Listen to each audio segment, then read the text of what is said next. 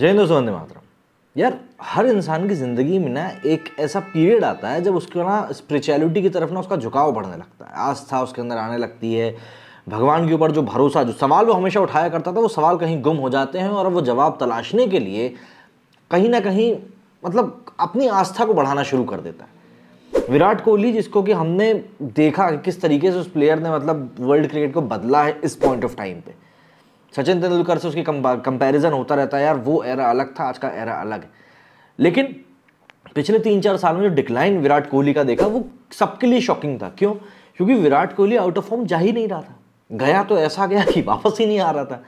लेकिन फिर भैया सडनली क्या होता है, कुछ तस्वीरें आना। अच्छा, इन सब बीच में वोकिज्म वाली भी खूब बातें हुई हैं, है ना, पटाखे मत फोड़ो, पानी मत जलाओ, सॉरी पानी मत बर्बाद करो, इस तरह की सब बातें हुई हैं। तो वोकिज्म के भी आरोप लगे थे विराट कोहली के ऊपर।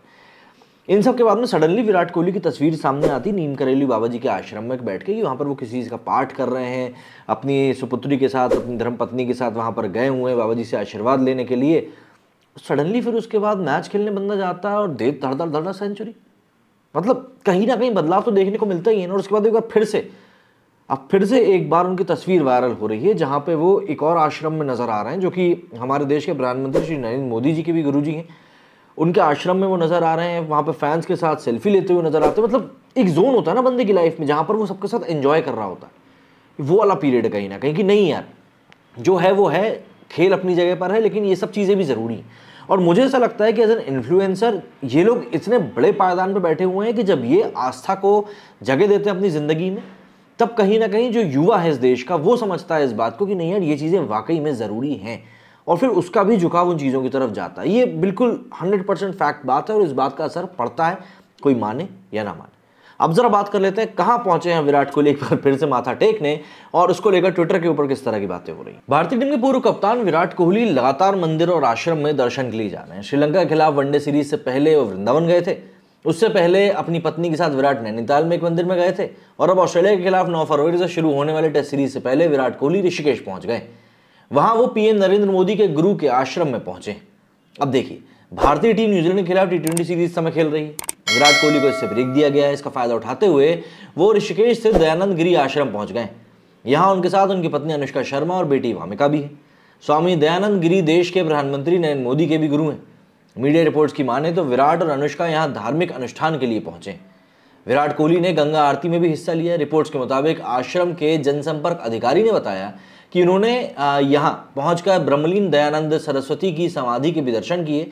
दोनों ने करीब 20 मिनट तक वहां पर ध्यान लगाया। उनके फोटो सोशल मीडिया पर इस समय काफी तेजी से वायरल हो रहे हैं। विराट मंगलवार की शाम तक वहीं रुक सकते हैं। पति पत्नी वहां भंडारे का भी आयोजन करवाने वाले हैं। विराट कोहली ने वनडे और T20 में तो अच्छी बल्लेबाजी करी है, लेकिन टेस्ट में उनका बल्ला भी शांत है। नवंबर 2019 के बाद टेस्ट में वो शतक नहीं लगा पाए हैं। 2020 में 3 टेस्ट में उनके बल्ले से 116, 2021 में 11 टेस्ट में 536 और 2022 में 6 टेस्ट में 265 रन निकले। इस दौरान उनका औसत करीब 26 का रहा। टेस्ट में उनका ओवरऑल औसत 54 का पहुंच गया था, जो कि अभी 48 के आसपास है।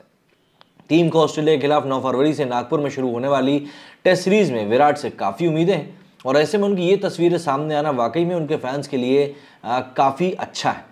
दरअसल इस समय स्टार बल्लेबाज विराट कोहली ऋषिकेश के दौरे पर हैं। वो नीम करोली बाबा के आश्रम की कथित यात्रा कुछ दिनों बाद एक और आध्यात्मिक यात्रा पर निकले। इसके अलावा कपल ने वृंदावन का, जैसा मैंने आपको बताया कि वृंदावन में एक आध्यात्मिक गुरु से मुलाकात करी थी। 34 वर्षीय कपल ने इन यात्राओं के बाद से सफलता देखी है, और फैंस अनुमान लगा रहे हैं कि ऋषिकेश में स्वामी दयानंद आश्रम में स्वामी दयानंद जी महाराज की समाधि पर इस बार एक और आध्यात्मिक यात्रा के बाद कोहली बॉर्डर गावस्कर ट्रॉफी में सफलता देखने की कामना कर रहे हैं। विराट कोहली हाल के दिनों में गंभीर स्थिति से गुजर रहे थे, वापस आ गए हैं और श्रीलंका के खिलाफ तिरुवनंतपुरम में तीसरे एक दिवसीय मैच में और गुवाहाटी में सीरीज के पहले मैच में 2 शतक बनाए। उन्हें फिलहाल ब्लैक कैप्स के खिलाफ 3 मैचों की T20 सीरीज से, जैसा कि मैंने बताया, आराम दिया गया है। इससे पहले जब कपल वृंदावन आए थे तो उन्होंने यहाँ पर जरूरतमंदों को कम्बल भी बांटे थे। उनकी यात्रा की एक तस्वीर जो कि अब सोशल मीडिया पर छाई हुई है, जिसमें कि अनुष्का शर्मा और विराट कोहली को हाथ जोड़कर देखा जा सकता है। विराट को ऑलिव ग्रीन जैकेट में देखा जा रहा है और यहाँ पर वो अपने कुछ फैंस के साथ भी दिखाई दे रहे हैं तस्वीर लेते हुए। और इस समय सोशल मीडिया पर इनकी इन्हीं तस्वीरों की जो है जमकर चर्चा भी चल रही है। और फिर क्यों ना चले, जैसा कि मैंने आपको बताया कि यदि आप इन्फ्लुएंसर हैं और आप इस तरह के काम करके लोगों को इन्फ्लुएंस कर सकते हैं तो ये बिल्कुल करना चाहिए। ये कुछ तस्वीरें इनकी जो सोशल मीडिया पर घूम रही हैं कि Virat Kohli with wife Anushka with PM Modi's Guru Dayanand Giri Ashram to take blessings before test series with Australia. ये भी कुछ वहीं की तस्वीरें जहाँ पर वो सेल्फी लेते हुए अपने फैंस के साथ नजर आए हैं, जो कि इस समय खासी वायरल हो रही हैं।